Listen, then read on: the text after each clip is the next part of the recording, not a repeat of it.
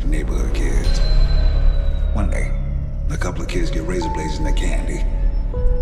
Police come around. That's when I saw the true face of fear. Get on your knees. Hands, hands, hands. They beat him, tortured him, killed him, right there on the spot. A couple weeks later, more razor blades and more candy. He been innocent. So he's real? Candyman ain't a he. Candyman's the whole damn hive. Colman, how are you doing today? Good, how are you, Rory?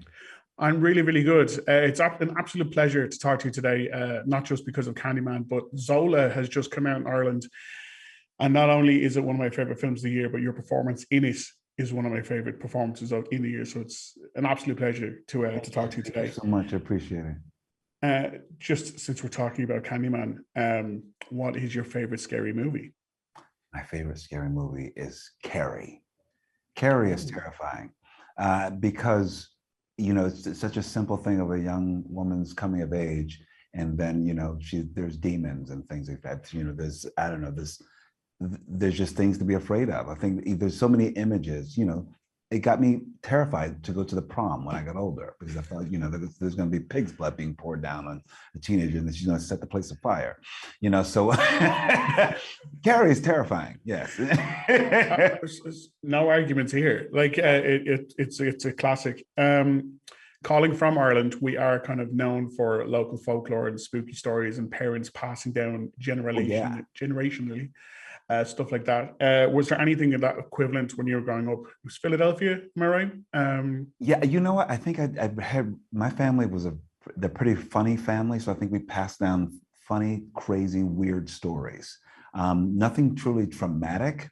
I don't think we'd like to pass that on. I think maybe being Black people in America, didn't want to pass on the trauma stories. At least we didn't. We're like, let's pass on the silly stories. So I have a lot of silly stories passed down on me. Well, that's understandable.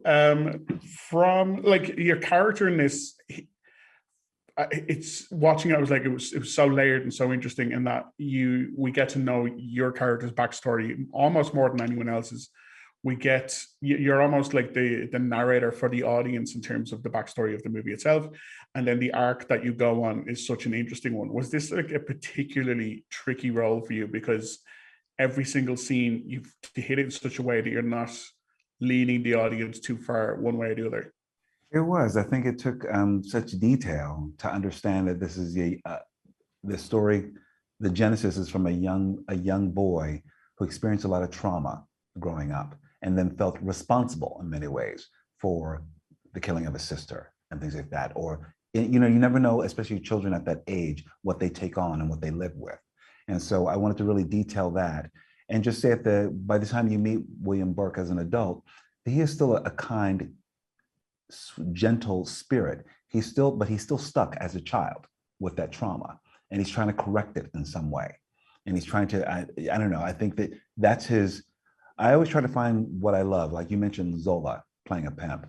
I always try to find something that I love about the characters who are doing terrible things, even by the but it's like what he's trying to do, he believes is good. And so I still try to find that place that where you will love this person and understand him, even if he's doing awful things. So I think that takes a lot of calibration, hopefully, and it takes a lot of love and care. And I knew that because William Burke holds the whole story, I knew that you didn't want to villainize him, but you wanted to understand that this is someone who's experienced a lot of his own personal trauma. And he's trying to have some reckoning, and then he just goes a little too far. Fantastic. Well, like I said, fantastic. I love this, love Zola. Can't wait to see what you do next. Colman, thank you so much for your time today. Thank you, I appreciate you, thank you. I think I made a mistake. I brought him back. Candyman isn't real. He chose you. He has purpose for you. Tell everyone. New to the neighborhood. You should say it. Candyman. Say his name.